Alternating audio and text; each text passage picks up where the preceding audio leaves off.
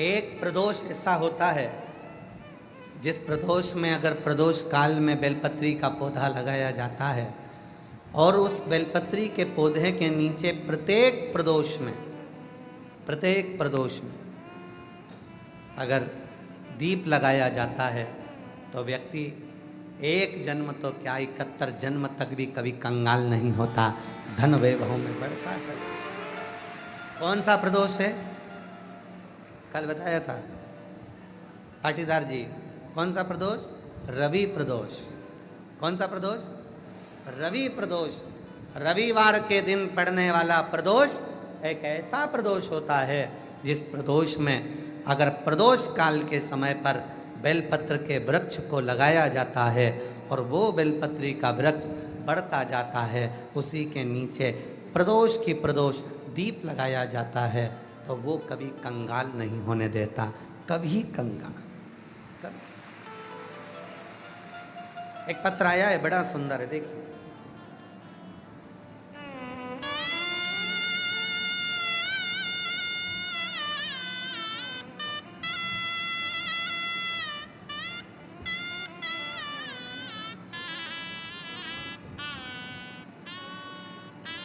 प्रदोष के दिन दीपक लगाने का और प्रदोष की पवित्र आनंदमय भक्ति करने का, कुबरेश्वर धाम पर बैठकर कथा श्रवण करने का, और कुबरेश्वर धाम से अगर ऑनलाइन कथा मिल रही है तो अपने अपने घरों पर बैठकर सुनने का क्या फल होता है वो इस पत्र में। मेरा नाम राशमा राजपूत, जिला उत्तर प्रदेश, दुबग्गा मल्लपुर की रहने वाली हूँ। कहीं बैठी हैं? आप ही हैं? आ जाओ, आ जाइए। मेरा नाम सुषमा राजपूत है। मैं उत्तर प्रदेश दुबग्गा मल्लपुर की रहने वाली हूँ। एक लोटे जल का क्या महत्व होता है अब हमको पता चला है। मेरे पति की किराए की दुकान में 10 साल से सरकारी ताला लगा था। 10 साल से सरकारी ताला लगा हुआ था, वजह से हम लोग बहुत परेशान थे। दुकान के बाहर मेरे पति नींबू अदरक बेचते थे। उसी दुकान के बाहर जो 10 साल से जिस पे सरकारी ताला लगा है, उसके बाहर मेरे पति नींबू अदरक बेचने लगे। हमारी परेशानियाँ इतनी बढ़ गई।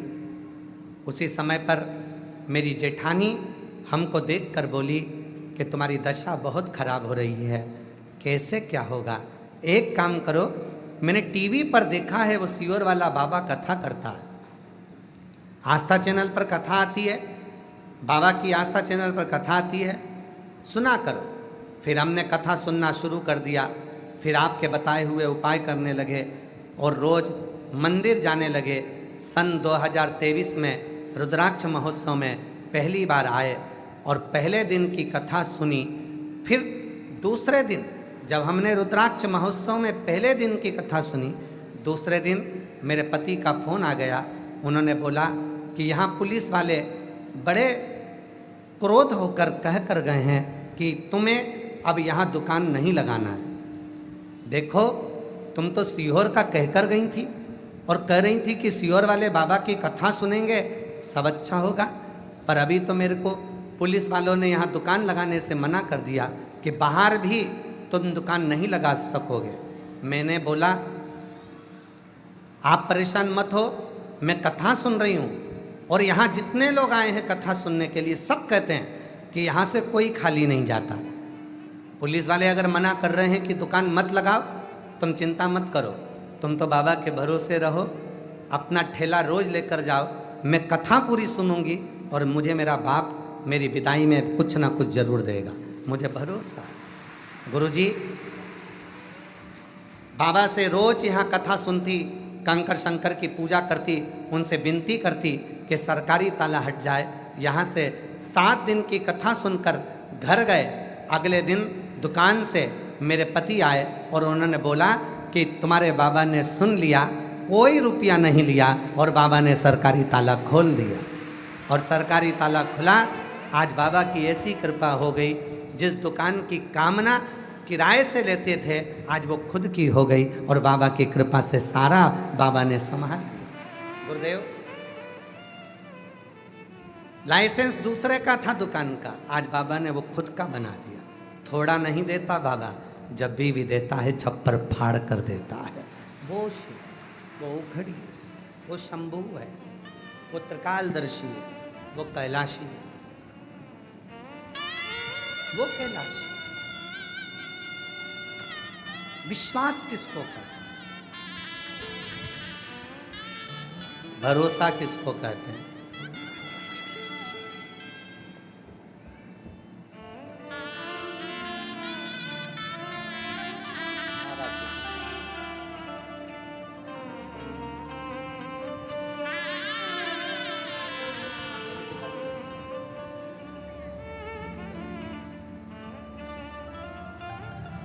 विश्वास किसको कहते हैं? उस बहन का भरोसा देखिएगा जो जिसके पति फोन कर कर कहते हैं अब तो कह दिया पुलिस वालों ने कि बाहर भी ठेला नहीं लगा सकता, और वो कथा सुनकर कहती है कि मुझे भरोसा है मेरा पिता मुझे खाली नहीं भेजे। भरोसा इसी को कहते हैं, विश्वास इसी को कहते हैं। मेरी जीजियों, मेरे जीजाओं, मेरी बेटियों बेटाओं, मेरे बुजुर्ग माँ बाप, चाहे आप ऑनलाइन कथा सुन रहे हो, घर बैठकर सुन रहे हो, टीवी पर सुन रहे हो, मोबाइल पर सुन रहे हो, चाहे जो भक्त यहाँ आए हैं वो सुन रहे हैं, विश्वास रखना, कथा सुनकर जा रहे हो, ये कथा तुम्हें बोनस में मिली है, नहीं तो आए तो केवल बाबा की पूजन करने थे। आए तो तुम बाबा की पूजन करने थे, आए तो तुम रुद्राक्ष लेने थे, आए तो तुम केवल कंकर शंकर की पूजन करने थे, पर कथा मिल गई तो समझ लेना कि कहीं ना कहीं 3 महीने में वापिस मेरा बाबा तुमको यहाँ बुलाने वाला है।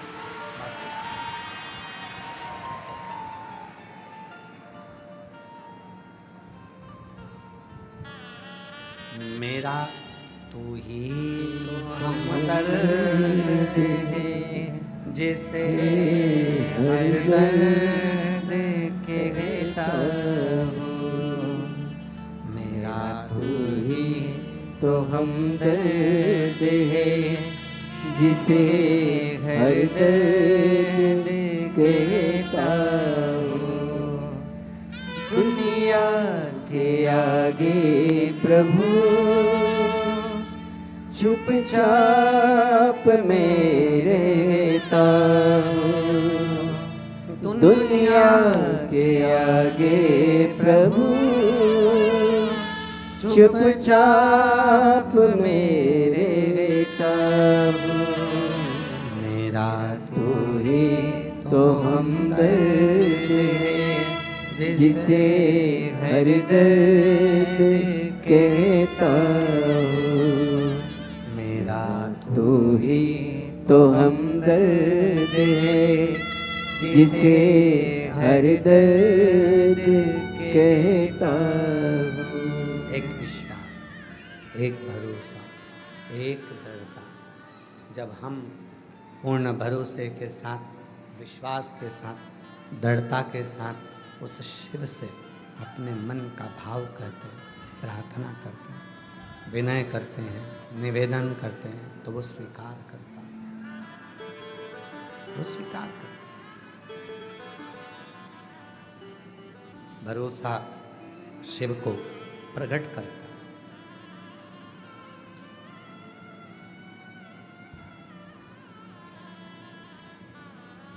आपकी वाणी से जो शब्द निकल रहे हैं, आप भगवान से जो प्रार्थना कर रहे हैं, वो स्वीकार करेगा, ये निश्चय। अगर भरोसा है तो एक लोटा जल चढ़ाने कौन कौन जाता है? हाथ उठाओ जरा। सभी जाते हो? रखिए, प्रणाम। आपके चरणों को नमन है हमारी तरफ से।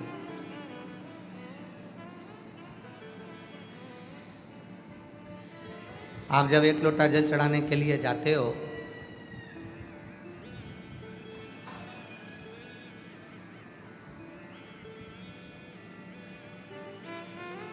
घर में से एक लोटा जल पानी भरते हो, लोटा उठाते हो, लेकर जल भरा, शिवालय तक गए। ढेरों काम घर में पड़े हैं।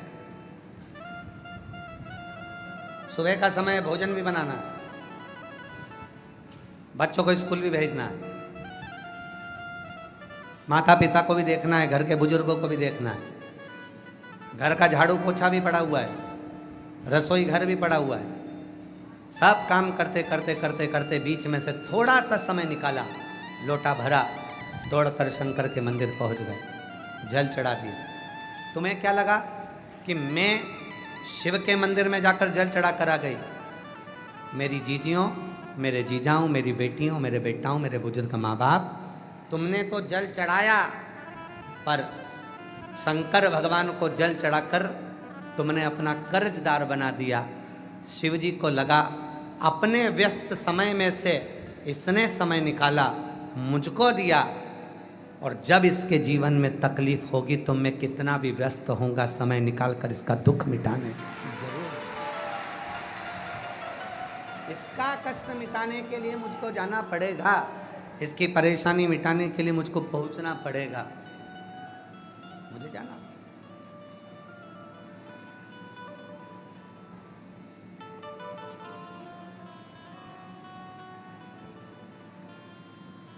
एक राजा शिकार करने के लिए गया, उसके साथ में सैनिक भी था, मंत्री भी था, दोनों है।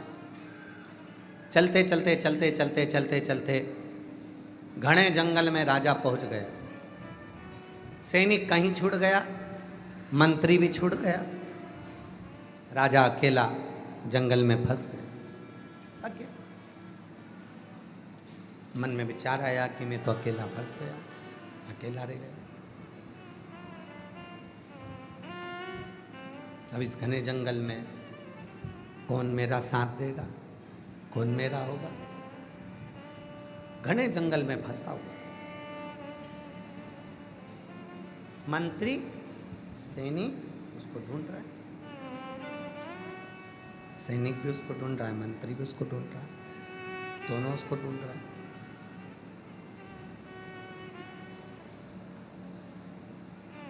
मंत्री भी उसको ढूंढ रहे हैं, सैनिक भी उसको ढूंढ रहे हैं।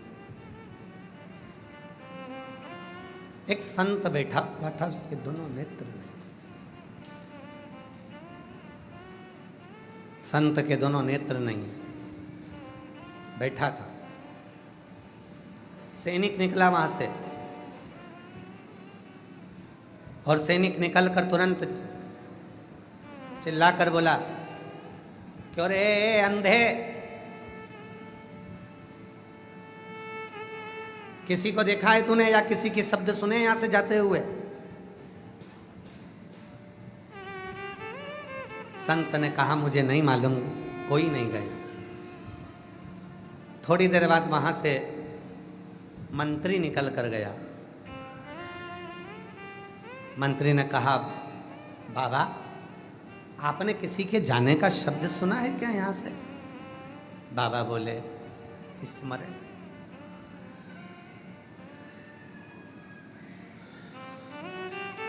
दोनों निकल गए। थोड़ी देर बाद वहां से राजा निकला, नीचे बैठा, चरणों में हाथ जोड़कर प्रार्थना करी, बाबा जी मैं नमन करता हूं आपके चरणों को।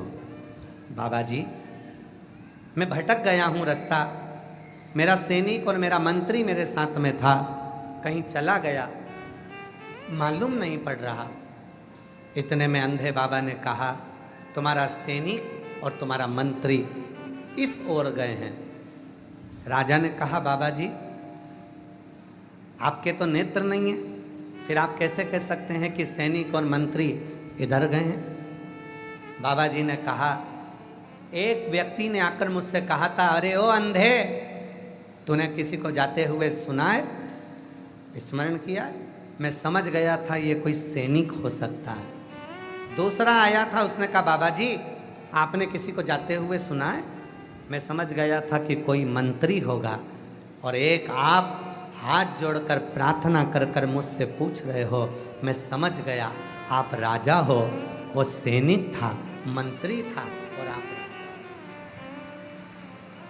आप राजा। एक प्रार्थना, एक निवेदन, एक प्रार्थना, एक निवेदन करने का तरीका भी बता देता है। एक प्रार्थना, एक निवेदन करने का तरीका बता देता है कि शिव तक हमारी वाणी पहुंची कि नहीं पहुंची। प्रार्थना और निवेदन का तरीका बता देता है कि हमारी वाणी भगवान शंकर तक पहुंच रही है कि नहीं पहुंच रही। स्वतः स्वयं की स्तुति, स्वयं के द्वारा करी गई स्तुति भगवान शिव को स्वीकार है। स्वयं के द्वारा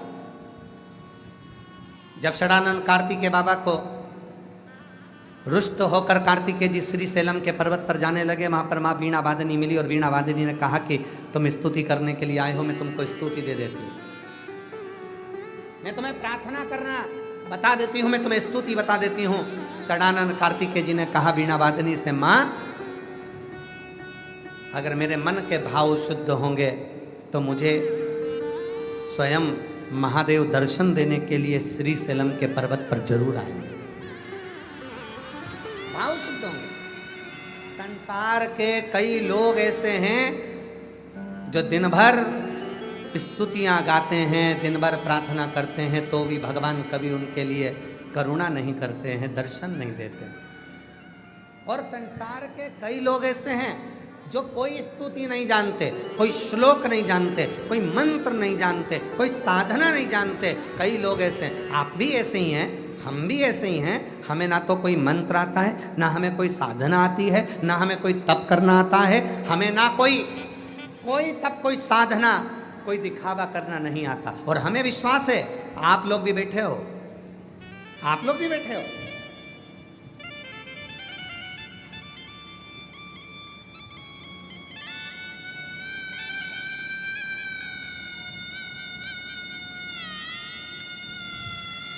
कोई दरी बिछी है यहाँ पे? जम के बोलो पीछे। बैठने के लिए कोई दरी बिछी है? आप लोगों के लिए कोई कारपेट बिछाया गया? जम के बोलो नहीं बिछाया गया। बिछाया है?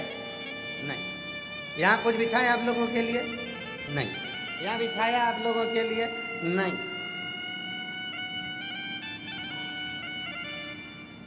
अपनी स्वयं की साधना। आपका विश्वास कहता है, जैसे षडानंद कार्तिकेय का विश्वास कहता है, जहां बैठूंगी, जहां बैठकर कथा सुनूंगी, जहां बैठकर कथा सुनूंगा और जिस भाव से सुनूंगी, ये भूमि कंकर शंकर की है। एक बारीक सा भी कंकर मेरे शरीर को लगेगा और जब मैं दिल से श्री शिवाय नमस्तुभ्यम 5 बार कहने के बाद अपने मन की कामना करूंगी, तो वो कंकर शंकर सुनेगा और मेरी कामना पूर्ण कर देगा। ये विश्वास आपके भीतर,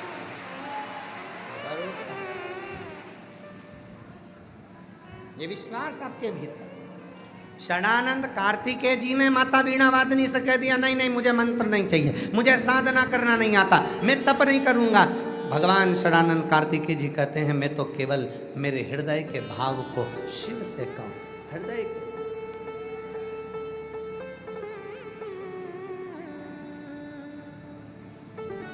मैं अपने हृदय के भाव को भगवान शिव से कहूं। मंदिर जाओ ना मेरी जीजियों,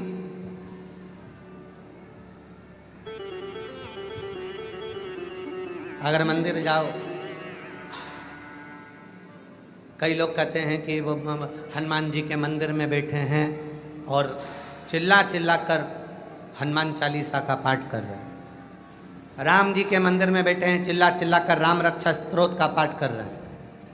शिव के मंदिर में बैठे हैं, शिव चालीसा का पाठ चिल्ला चिल्ला कर रहे हैं।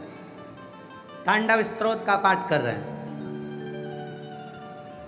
चिल्ला चिल्ला कर आवाज लगा लगा कर पाठ कर रहे हैं। करो, हम मना नहीं करेंगे, खूब अच्छे से करो, पर एक स्तुति अपने दिल की भी होना चाहिए कि भगवान शंकर को मैं अपने मन से, हनुमान जी को मैं अपने मन से राम जी को मैं अपने मन से क्या कहूँ जिससे मेरे राघव जी, मेरे हनुमान जी, मेरे शंकर जी प्रसन्न होकर दर्शन दे दें। वो स्तुति मेरे दिल से निकलना चाहिए, दिल से। एक चरित्र आता है, एक बकरी चराने वाला, भेड़ चराने वाला भेड़ चराता था। आप लोगों के गांव में भी अगर भेड़ चराने वाले आते होंगे तो आप लोग देखते होंगे, भेड़ चराने वाला, बकरा बकरी चराने वाला, भेड़ चराने वाला रात्रि के समय पर सारी भेड़ों को एक जगह इकट्ठा कर लेता है, बैठ जाता है, और रोज उसका नियम है, शाम का समय होता भेड़ों के पास में बैठकर भेड़ बकरी के छोटे छोटे मेमनाओं का, बच्चों का सिर में से, बाल में से जूं खींचता रहता, कीड़े निकालता रहता, और कीड़े निकालते निकालते बोलता, ओ भगवान राम, जंगल में रहते रहते 14 वर्ष तक तुम्हारे भी बालों में कुछ ना कुछ तो पड़ गया होगा, एक बार तो मिल जाओ, तुम्हारे सिर के सारे बालों में से बीन कर जो भी होगा मैं निकाल दूंगा। वो बोलता, और माँ जानकी को बड़ा अच्छा लगता कि कोई तो है जो तुम्हारे सिर में से जूं निकालने की भी बात करता है, कोई तो। एक दिन एक संत निकल कर जा रहे थे, संत ने सुना, गुस्सा आ गया, संत ने उसको वो बोलने से मना कर दिया, उसने बोलना बंद कर दिया। जैसे ही बोलना बंद करा, अब तो माता सीता उदास रहने लगी। 4 दिन हो गए, सीता जी से राम जी ने पूछा तो इतनी उदास क्यों हैं? सीता जी कहीं वो भेड़ चराने वाला रोज शाम को बोलता था कि राम जी, वन में रहते रहते तुम्हारे मस्तक में जूं पड़ गई होगी, मैं निकाल देता हूँ। ये सुनकर मैं बड़ी प्रसन्न होती थी। राम जी ने हनुमान जी को भेजा, हनुमान जी ने जाकर संत को जाकर एक गदा का प्रहार कर कर कहा, जाओ उस भक्त से जाकर कहो कि वो जैसी स्तुति गाता था वो वैसी ही स्तुति गाए, उसे एक ना एक दिन परमात्मा का दर्शन जरूर होगा। संत पहुंचे, चरण पकड़ लिए उस भेड़ चराने वाले के, संत ने चरण पकड़ लिए भेड़ चराने वाले के। इतने सालों से मैं भगवान का तप कर रहा था, आज तक भगवान नहीं मिला, बस एक तू ऐसा है कि तुझे मैं बोल कर गया स्तुति बंद करने का, और वो हनुमान जी ने मुझे दर्शन दे दिए तेरे चक्कर में, आज मैं कृतार्थ हो गया। ये करुणा नहीं तो और क्या? तू जैसी स्तुति करता था वैसी स्तुति कर, जैसी प्रार्थना करता था वैसी प्रार्थना कर, जैसा बोलता था वैसा।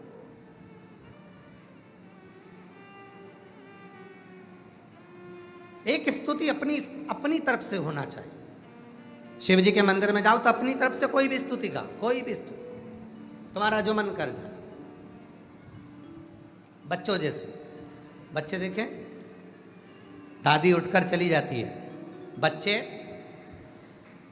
अगरबत्ती की तीली उठा लेते हैं और ऐसे घुमा घुमा के मुंह से बड़बड़ाते रहते हैं, कुछ ना कुछ कुछ ना। अब उसको न मंत्र आता, न तप आता, न साधना आती, कुछ भी नहीं आता, बस वो तो उठाकर दादी जैसा कर रहा है, उसमें भी एक ना एक दिन मेरा शिव कृपा कर रहा है, ये निश्चित है। कुछ भी अपने मन से। एक पत्र है जिसमें एक बहन ने लिखा, मैं आपको नहीं जानती थी, मैं कुबरेश्वर धाम नहीं जानती थी, मैं शंकर की पूजन करने नहीं जाती थी, मैं साधना नहीं करती थी, मैं मंत्र नहीं जानती थी, और मैं कुछ भी नहीं जानती, तो भी मेरे शिव ने कृपा करी। और वो पत्र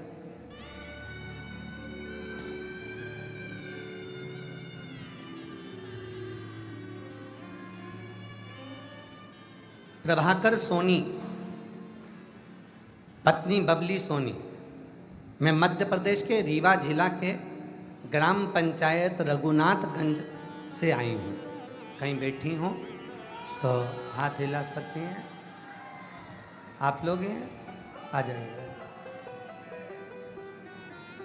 मैं प्रभाकर सोनी, पत्नी बबली सोनी, में मध्य प्रदेश के रीवा जिला ग्राम पंचायत रघुनाथगंज। गुरुजी, बाबा की कृपा का मैं क्या वर्णन करूं गुरुदेव, न जानता था न पहचानता था। गुरुजी, मेरा एक बेटा जो 7 अक्टूबर 2019 दिन सोमवार के दिन सब कुछ अच्छा चल रहा था, बेटे को उल्टी दस्त होना प्रारंभ हुआ। हम उसको डॉक्टर के पास लेकर गए। इतनी देर में गुरुदेव बच्चा मर गया, प्राण छूट गया। डॉक्टर के पास लेकर जाते समय रास्ते में ही उल्टी और दस्त से बच्चे के प्राण चले। एक ही दिन में मात्र 15 मिनट में उल्टी दस्त आया और बच्चा चले गया, रास्ते में ही शांत हो गया। हम पति पत्नी फैसला ले लिए कि हम अपने प्राणों को छोड़ देंगे। अब जिंदगी जीने का कोई सार्थक,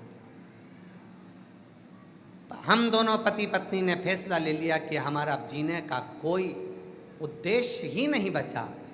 हमें मरने का फैसला लिया था गुरुजी।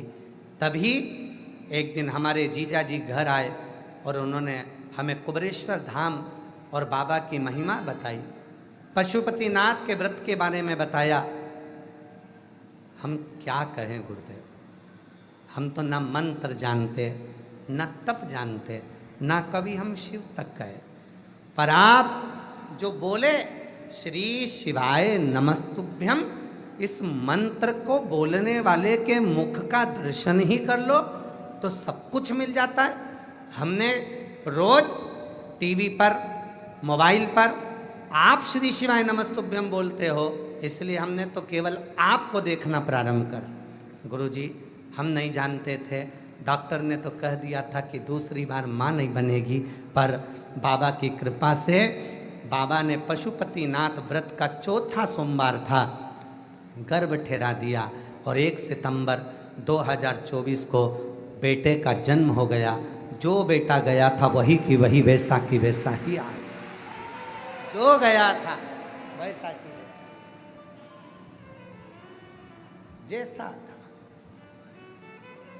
हम किसी मंत्र को नहीं जानते, हम श्लोक भी नहीं जानते, हम तो केवल उतना ही जानते हैं कि श्री शिवाय नमस्तुभ्यम बोलने वाले के भी मुख का दर्शन कर लो तो फल मिल जाए, तो फल।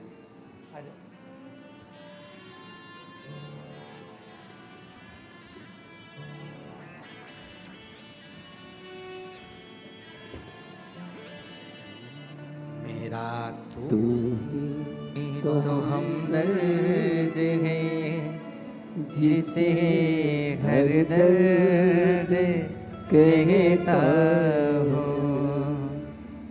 मेरा तू ही तो हमदर्द है, जिसे हर दर्द कहता हूँ। दुनिया के आगे प्रभु चुपचाप में रहता हूँ। दुनिया के आगे प्रभु चुपचाप में रहता हूँ। मेरा तू ही तो हमदर्द है, जिसे हर दर्द कहता हूँ। मेरा तू ही तो हमदर्द है, जिसे हर दर्द कहता हूँ। जग है छलावा तेरे अलावा, किसी पे भरोसा नहीं, किसी पे भरोसा नहीं। मुझे दाना पानी सिवा तेरे दानी, किसी ने परोसा नहीं,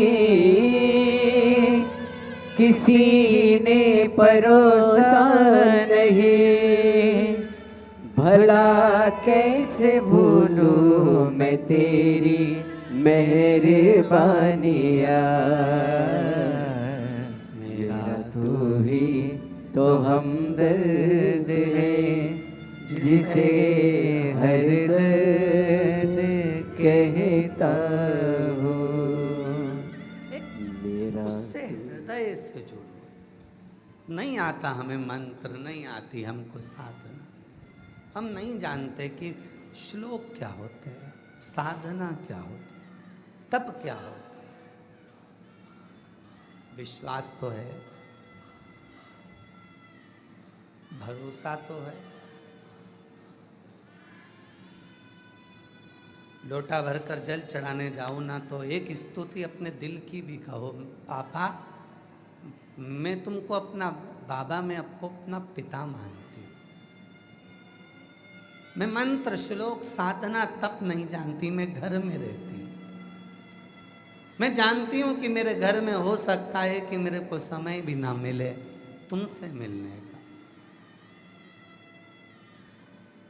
बहुत ताने सुनती हूँ फिर भी रहती हूँ। बहुत लोग कहते हैं मेरा सम्मान नहीं होता तो भी कहती हूँ, पर तू है ना मेरा बाबा, तो मुझे संभाल ले। हे शिव, नहीं देखा मैंने दुनिया को पर तुझे देखा है, और ये मेरा भरोसा कहता है कि तू मुझे स्वीकार कर लेगा।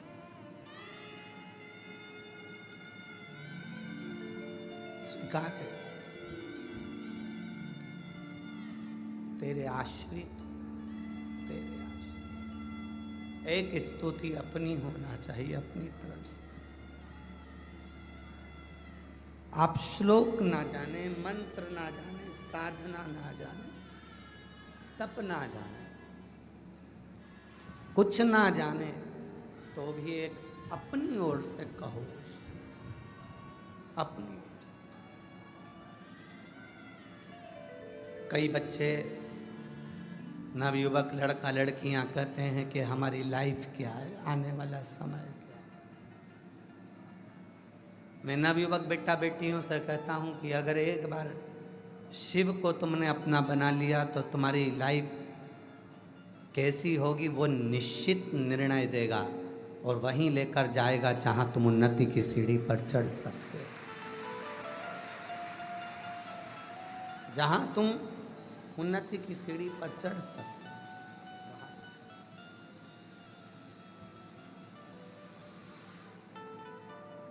हृदय, चित्त, मन,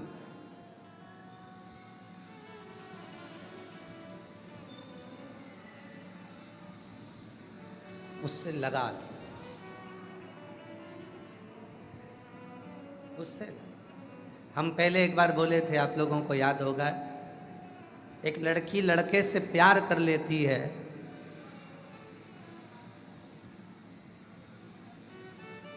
और जब प्यार हो जाता है तो खर्चा जिससे प्यार किया वही उठाता है। मोबाइल में बैलेंस भी वही डलवाएगा, झुमका भी वही दिलाएगा, कपड़े भी वही दिलाएगा, चाउमीन भी वही खिलाएगा, गोलगप्पा भी वही खिलाएगा। प्यार किया है तो खर्चा वही उठाएगा। उसी तरह आप भी शिव से प्यार कर लो, प्रेम कर लो, तुम्हारी जिंदगी का सारा बोझ वही उठाए।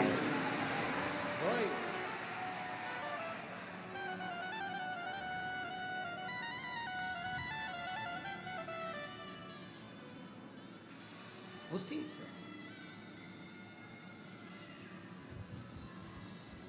और भीड़ में तन्हाई में, दर्द में रुसवाई में, प्यार की गहराई में मुझे तुम याद आते हो, मुझे तुम याद आते हो। प्रेम शिव से करो। दुख आया पहले वो खड़ा हुआ, तकलीफ आई पहले वो खड़ा हुआ, कष्ट आया पहले वो खड़ा हुआ जिससे तुमने स्नेह किया। केवल एक लोटा जल नहीं है, तुम्हारा प्रेम है जो शिव पर उंडेलने के लिए जाते हो। तुम्हारे घर की दशा है जो शिव को देने के लिए जाते हो। अपने घरों का विचार है जो शिव को देने के लिए जाते हो।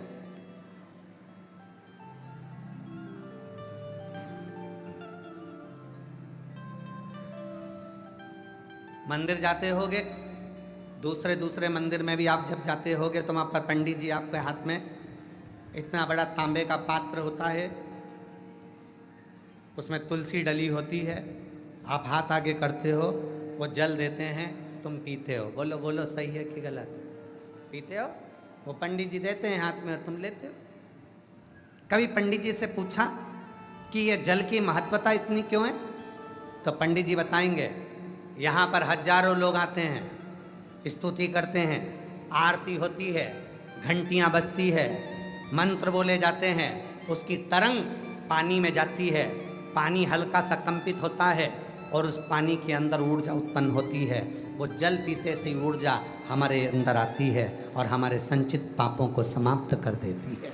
इसलिए चरणामृत को पिया जाता है, इसलिए चरणामृत लिया जाता है, चरणोदक लिया जाता है, भगवान का सुंदर जल लिया जाता है।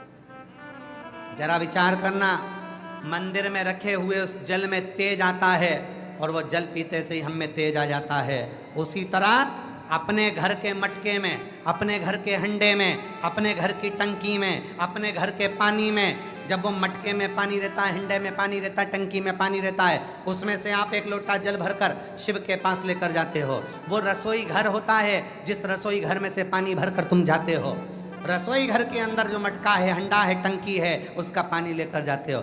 दिन भर रसोई घर में क्या बात हुई, क्या क्लेश हुआ, क्या आप शब्द बोले गए, क्या हो रहा है, कौन चिड़चिड़ कर रहा है, क्या हो रहा है, ये रसोई घर में सब चलता है। और रसोई घर की तरंग उस पानी में जाती है। उस पानी को लेकर आप घर के अंदर से बाहर निकल कर जाते हो। घर के अंदर से जब निकलते हो, पूरा वास्तु उस जल के अंदर आ जाता है, पूरा क्लेश जल के अंदर आ जाता है, पूरी परेशानियां जल के अंदर आ जाती है, सारे घर के व्यक्ति का टेंशन जल के अंदर आ जाता है। और वो जल जब महादेव को चढ़ता है तो तुम्हारा घर अपने आप पवित्र होना प्रारंभ हो जाता है। वो जल शुद्ध हो।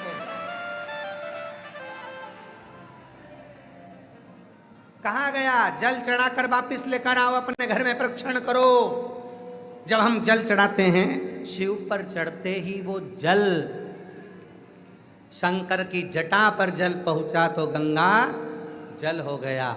शिव के शिवलिंग पर चढ़ते ही जल गंगा जल हो जाता है।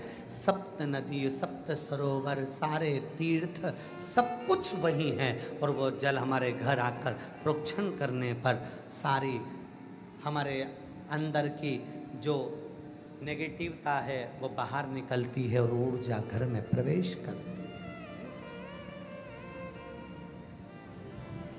वो घर में प्रवेश कर।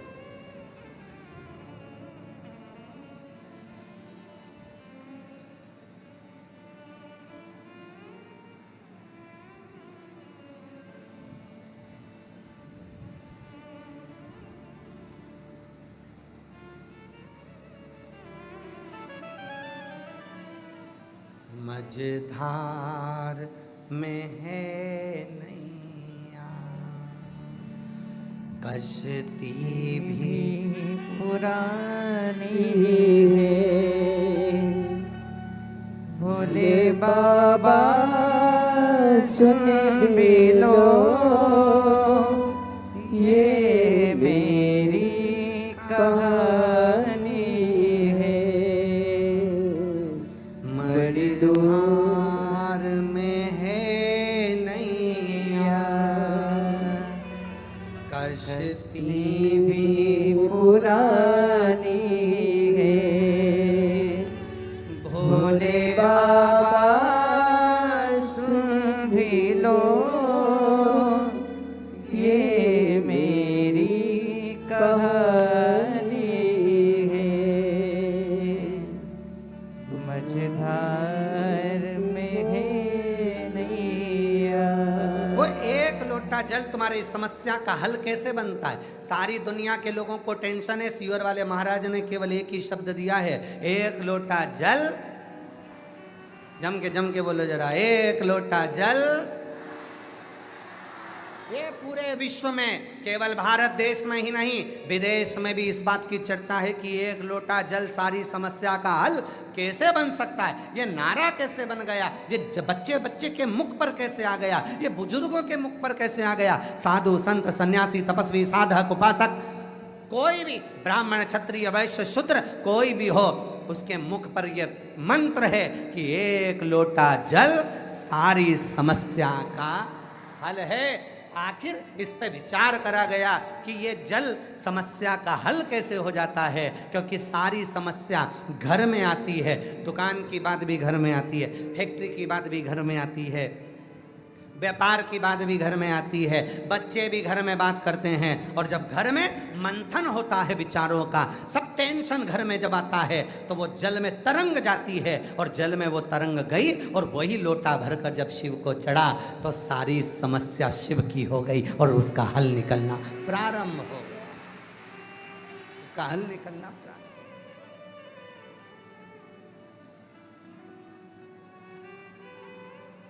वो हल निकला।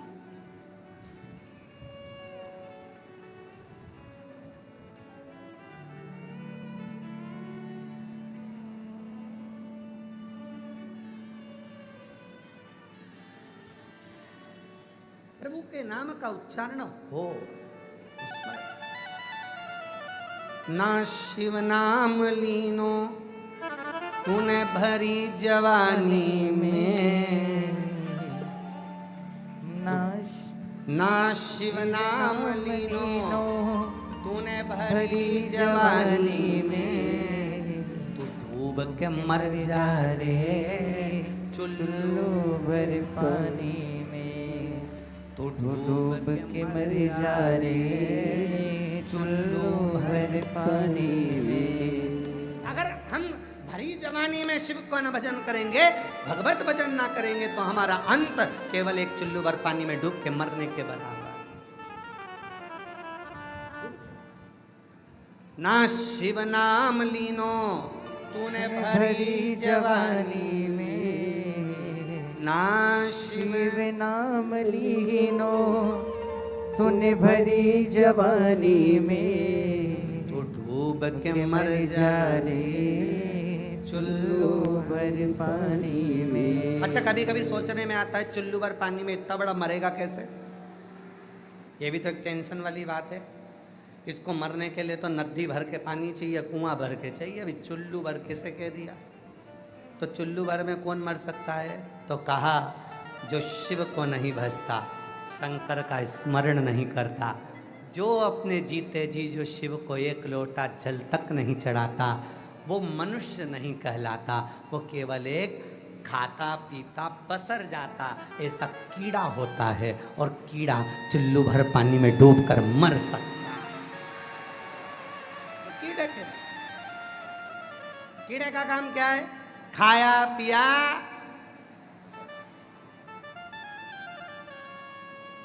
आजकल के जमाने में बीमारी क्यों बढ़ रही है, ये बीमारी क्यों बढ़ रही, शुगर की बीमारी, थायराइड की बीमारी, कहीं ब्लड प्रेशर, कहीं अटैक, कहीं ये कहीं वो, क्यों हो रहा है बीमारी। क्योंकि आज के ज़माने के लोग इतने आलसी इतने आलसी इतने आलसी इतने आलसी कि पूछो ही मत। और उन आलसियों में कोई दूसरे नहीं है, अपन भी सब है। तुम भी कम आलसी हो।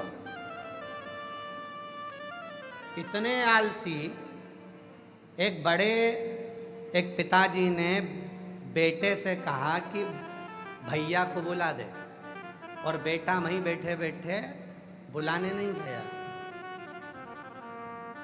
कहाँ है तू, ऊपर ही तो हूं, नीचे आजा पापा बुला रहे। 2 कदम नहीं चला, मैं बैठे बैठे बुला दिया।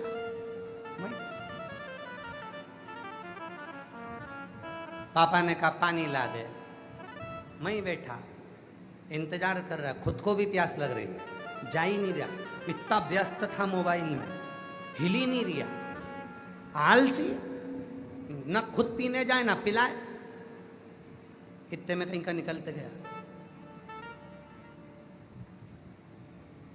मम्मी पापा को पानी पीना है, 1 गिलास ला देना। अब जा ही रही हो तो मेरे लिए भी ले आना।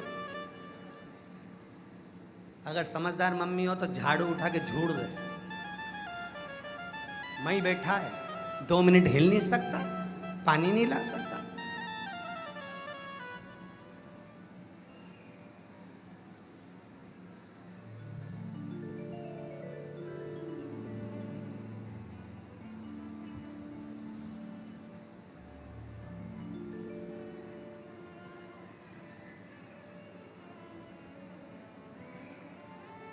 हमारे घर का एक नियम है, हमारे यहाँ स्वयं का काम स्वयं को करना पड़ता है, रीति है।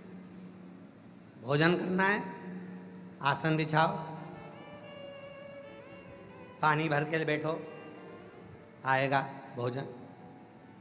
50% काम तुमको करना है, चल दो। भोजन बनाने वाला कोई सेवक नहीं,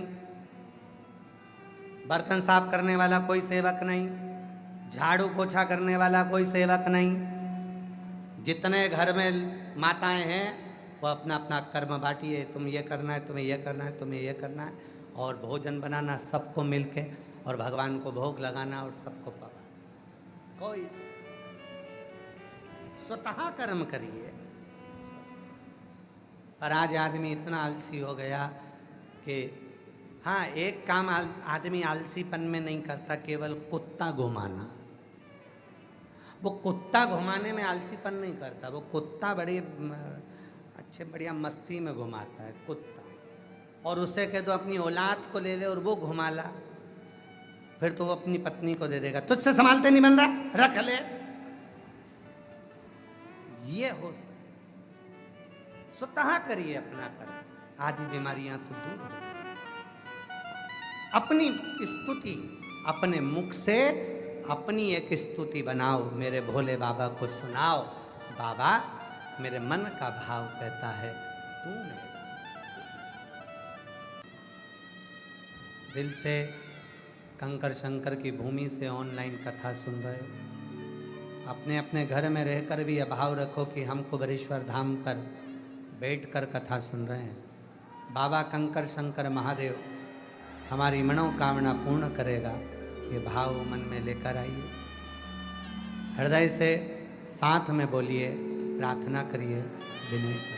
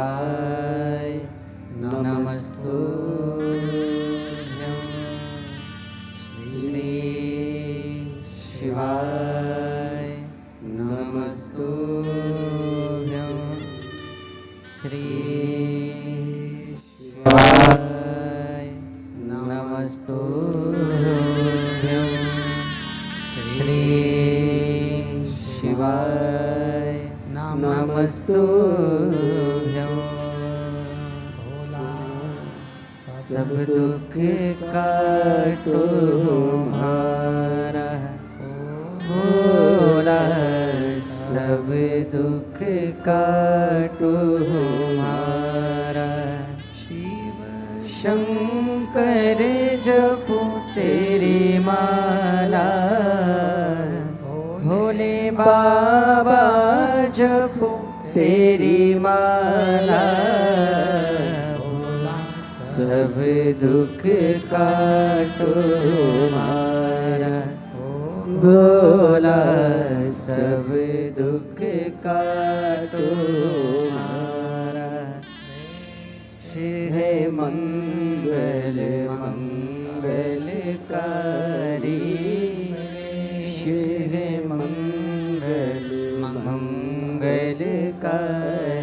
शमशान निवासी हमारा, शमशान निवासी हमारा, हो भोला सब दुख काटो हमारा, भोला सब दुख काटो हमारा।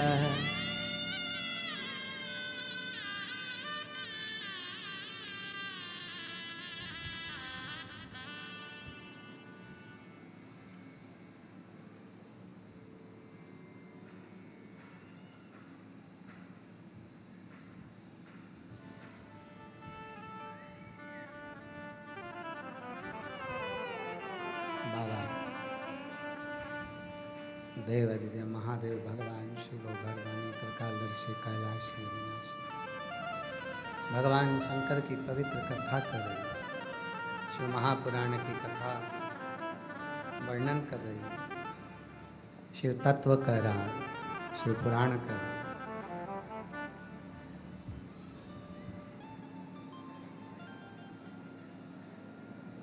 अपने मन के भाव को शिव को कहो। चंचुला देवी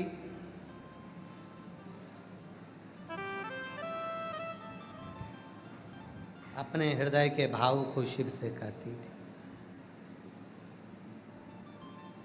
जिस दिन संसार का मनुष्य अपने मन के भाव को भगवान से कहना प्रारंभ कर दे, उस दिन वो ईश्वर उसके मन के भाव को स्वीकार करना प्रारंभ। हृदय का भाव तो कहें।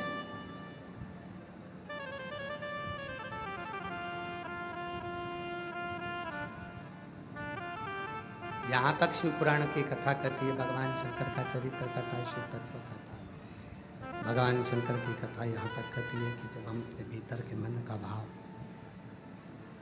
जब हम अपने भीतर के मन के भाव को, हृदय के भाव को केवल कहना ही प्रारंभ करते हैं तो शिव उसको स्वीकार करना प्रारंभ करते हैं। किसी से पहचान करना है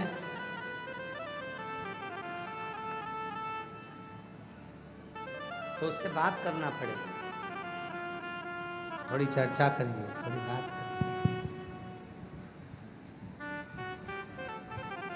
अगर किसी से पहचान करना है तो उससे बात करना जरूरी है, पहचान करना जरूरी। थोड़ी चर्चा करिए, बात करिए। उसी तरह एक लोटा जल लेकर जब शिव के मंदिर जाओ तो उससे कुछ थोड़ी देर की बात करिए, बात करिए।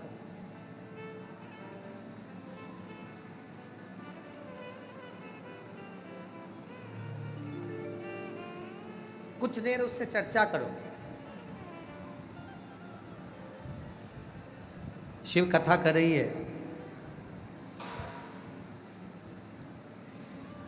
एक ज्योतिर्लिंग है, नागेश्वर ज्योतिर्लिंग। सौराष्ट्र का वो ज्योतिर्लिंग जिसमें एक दारुक नाम का असुर हुआ और जिसकी धर्म पत्नी का नाम था दारुका।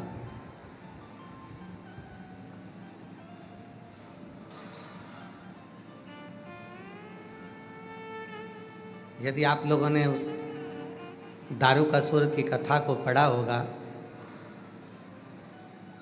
दारुका की कथा को यदि स्मरण किया होगा, पढ़ा होगा, ध्यान करा होगा, स्मरण में लिया होगा, सुना होगा, आपके स्मरण चित्त में यदि आया होगा तो आप उसको पढ़ेंगे तो आपको उसमें मिलेगा कि एक दारुक नाम का असुर है और उसकी धर्म पत्नी का नाम है दारुका। असुर हैं पर शिव की साधना में उनका चित्त की वृत्ति शंकर की साधना में लगी। एक बार दारुक नाम के असुर ने और दारुका उसकी पत्नी ने, दोनों ने मिलकर भगवान से एक वर मांग लिया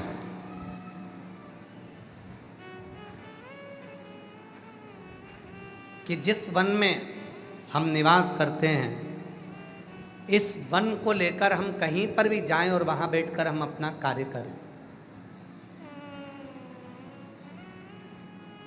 जैसे शिव महापुराण की कथा में आता है, जहां पर बेलपत्र का वृक्ष होता है, वहां स्वयं भगवान श्री हरि ब्रह्मा और भगवान शिव निवास करते हैं।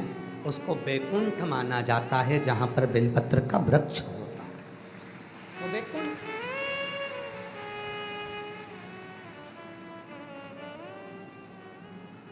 अभी एक पत्र आया है, उस पत्र में किसी ने लिखा,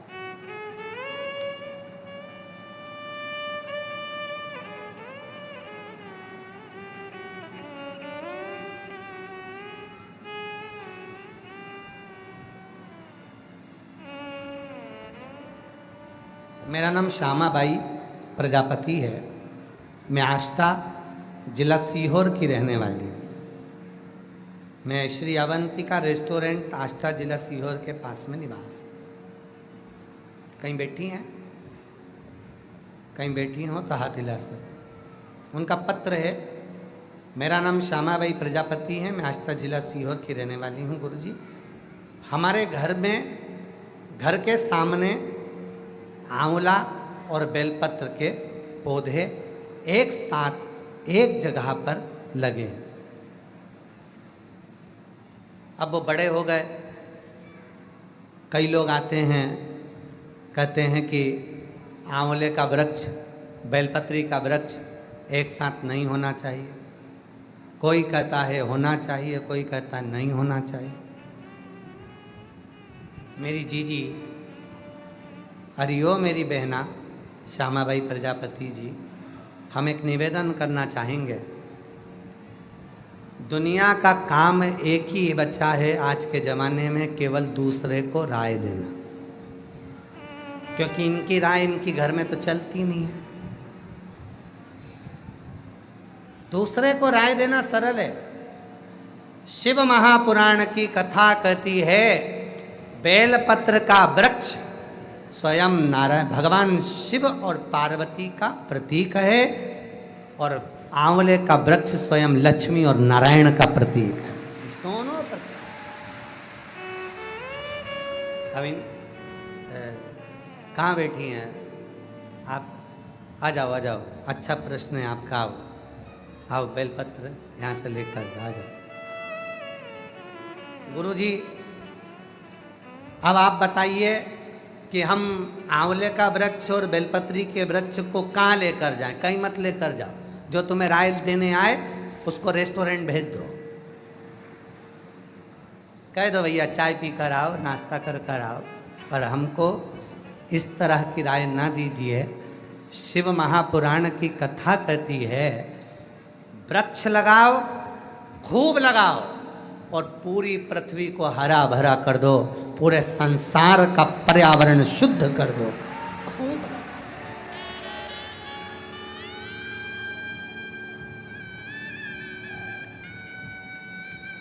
वृक्ष काटने से अच्छा है अपने गंदे विचारों को काटो।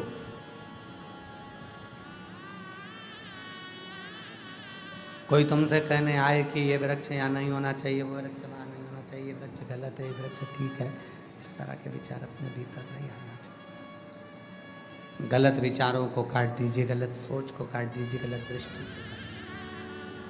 अच्छे विचार लेकर आओ, अच्छा होगा। एक पत्र और है, देखो कितना सुंदर विचार लाए।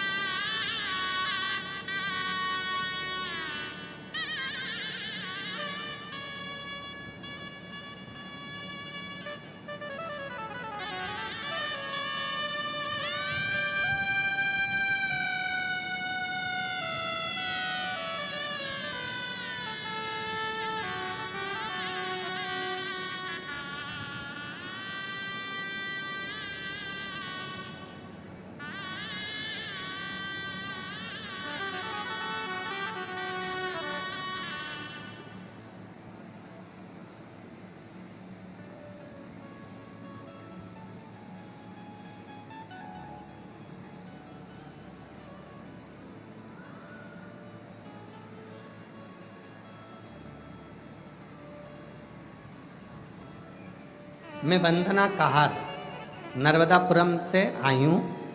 मेरी 3 बेटियाँ हैं और मेरी मंझली लड़की जो है बचपन से सुन और बोल नहीं पाती थी, ना बोलती है ना सुनती।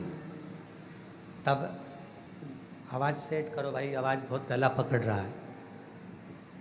मंझली लड़की ना तो बोल पाती है ना सुन पाती है। हम बहुत परेशान हो गए थे। तब आपकी कथा के बारे में सुना और 1 लोटा जल चढ़ाना प्रारंभ किया। हम सीहोर आए, यहाँ से रुद्राक्ष लेकर गए और वो रुद्राक्ष पानी के लोटे में गलाकर शिव जी को चढ़ाना प्रारंभ कर चढ़ा हुआ जल अपनी बेटी को भी देना प्रारंभ करा। आज मैं बाबा को धन्यवाद देने के लिए आई हूँ गुरुदेव कि मेरी बेटी को जो बिल्कुल नहीं बोलती थी, एक शब्द भी उसके मुख से नहीं निकलता था, आज मेरी बेटी ने थोड़ा थोड़ा बोलना प्रारंभ कर दिया। मैं बाबा को यहाँ धन्यवाद देने के लिए कहीं बैठी हूँ। मैं वंदना कहार नर्मदापुरम से, मेरी 3 बेटी हैं। मंझली लड़की बचपन से सुन नहीं पाती और बोल नहीं पाती, ना तो वो श्रवण करती है ना वो बोलती। पर जब से मैं रुद्राक्ष का जल उसको दे रही हूँ, रुद्राक्ष का जल बेलपत्र पिलाने से थोड़ा थोड़ा अब वो बोल पाती है। मैं बाबा को यहाँ धन्यवाद देने के लिए आई हूँ। एक पत्र और है बड़ा।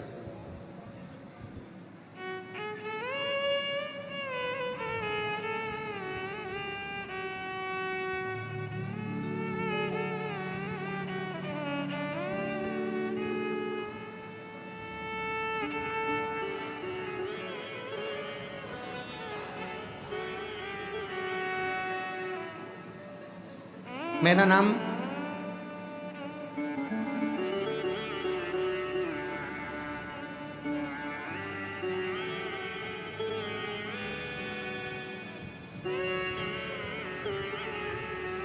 नाम पार्वती साहू है। मैं ग्राम पोटिया कला, जिला दुर्ग, छत्तीसगढ़ से आई हूँ। कहीं बैठी हो तो हाथ हिला सकती हैं। अगर बैठी हो आप ही हैं, आ जाइए, आ जाओ। मेरा नाम पार्वती साहू है, ग्राम पोटिया कला, जिला दुर्ग की रहने वाली हूँ। मेरा जीवन बहुत कष्ट भर था। मैं 1 लोटा जल का क्या वर्णन करूँ गुरुदेव। पंडाल में बैठकर कथा सुनने का महत्व क्या बताऊँ। 6 साल से आपसे जुड़ी हूँ, तब से बाबा ने मेरा हाथ थाम लिया गुरुदेव। मेरे पति की भी तबीयत खराब हुई, शेष नारायण साहू जी की। हमने बाबा से प्रार्थना करी और बाबा की कृपा से मेरे पति की स्वास्थ्य भी ठीक हुआ गुरुदेव। मेरी बड़ी बेटी जो 26 साल की है गुरुजी, वो जन्म से ही मानसिक विकलांग है। अच्छे से ना वो बोल पाती थी, ना चल पाती थी, ना अपना कोई काम कर पाती थी। एक जगह पर वो बैठी रहती, सोती। 26 साल की मेरी बेटी ना तो कहीं जाती ना आती, शरीर काम नहीं करता, मानसिक विकलांग, ना बोल पाती, ना समझ पाती, ना अपना काम स्वयं कर पाती। तब मैंने किसी के मुख से सुना था, सीहोर वाला बाबा कथा कहता है, वो सुनाओ। मैंने अपनी बेटी को कथा सुनाना प्रारंभ करा। सीहोर आ गई, बाबा का रुद्राक्ष लेकर गई, उसका जल पिलाना शुरू किया और धीरे धीरे उसमें सुधार हो रहा है। आज बाबा की कृपा से वो अपना काम स्वयं करती है और मुख से बोलती भी है। और आज 26 साल की मेरी बेटी, जो 26 साल तक अपना काम नहीं कर पाई, 26 साल तक अपने शरीर का भी ध्यान नहीं रख पाई, आज वो बाबा की कृपा से बोलती भी थोड़ा और अपना काम स्वयं करती है। बाबा, मैंने अपनी बेटी के स्वास्थ्य के लिए पशुपति व्रत भी किया था और आज बाबा की कृपा से मैं बाबा को धन्यवाद करने के लिए यहाँ आई हूँ कि आज बाबा ने मेरी बेटी को थोड़ा ठीक कर दिया। मैं प्रणाम करूँ शिव को नमः। आ जाओ।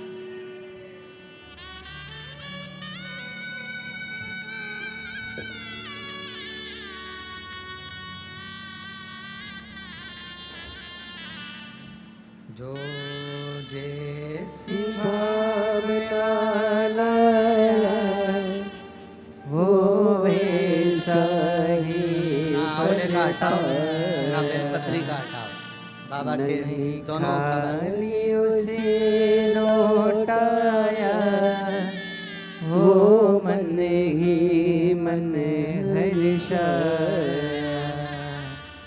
कर दिया माला माल काशी वाले ने लुटा दिया भंडार